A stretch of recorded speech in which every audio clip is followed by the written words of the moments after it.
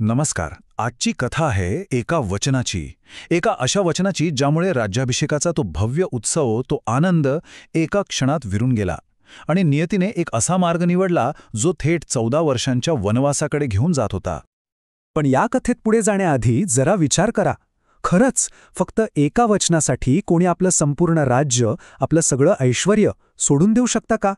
हा प्रश्न साधा नाहीये, कारण याच प्रश्नात या संपूर्ण कथेचा आत्मा दडलाय. आजची ही नाट्यमय कथा आपण 4 भागांमध्ये पाहणार आहोत. पहिला भाग आहे अ सिटीज जॉय, म्हणजे अयोध्येचा तो आनंद.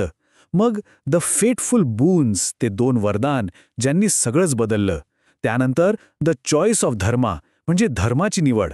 आणि शेवटी द पाथ टू एक्झाईल, वनवासाचा तो प्रवास.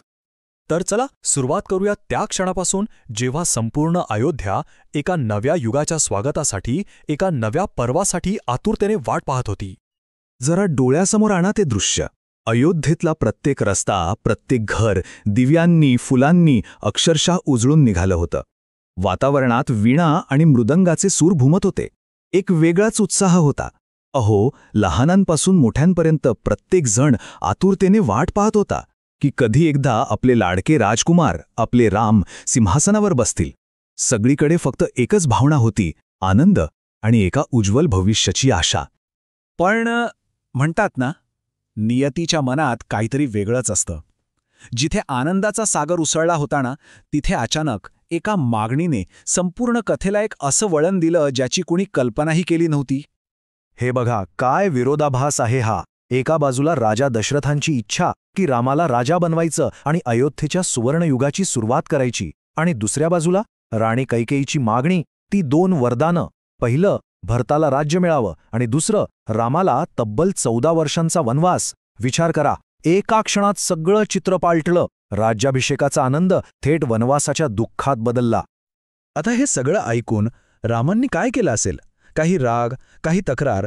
नाही, अजिबात नाही. त्यांच्या चेहऱ्यावर होतं फक्त एक शांत स्मितहास्य.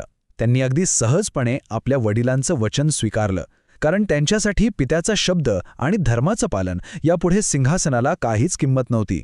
कर्तव्याची उंची काय असते हे इथे आपल्याला दिसतं.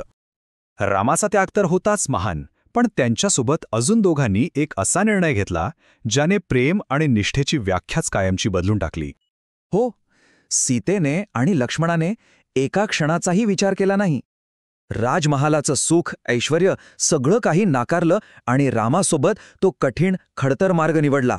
का? कारण त्यांच्यासाठी रामाची साथ हेच खरं राज्य होतं आणि त्यांची सेवा हेच खरं सिंहासन. याला फक्त त्याग म्हणता येणार नाही, हे तर प्रेम आणि निष्ठेचं सर्वोच्च रूप होतं. आणि मग तो क्षण आलाच, तो हृदय पिळवटून टाकणारा क्षण, जेव्हा राम, सीता आणि लक्ष्मण राजवाड्याच्या बाहेर पडले आणि त्यांच्यासोबत संपूर्ण अयोध्या जणू अश्रूंच्या सागरात बुडाली. हे जे परिवर्तन होतं ना, ते फक्त बाहेरून दिसणारं नव्हतं. राजवस्त्र सोडून वल्कलं घालणं म्हणजे फक्त कपडे बदलणं नव्हतं. तो होता सुखाचा त्याग. राजवाड्याचे दरवाजे ओलांडून जंगलाच्या दिशेने जाणं म्हणजे फक्त जागा बदलणं नव्हतं. ते होतं एका नव्या, त्यागमय जीवनाची सुरुवात. ज्या रस्त्यांवर काही वेळापूर्वी उत्सव होता, तिथे आता पसरली होती एक भयानक शांतता. आपला लाडका राजकुमार दूर जातोय हे पाहून संपूर्ण नगरी जणू प्राणहीन झाली होती.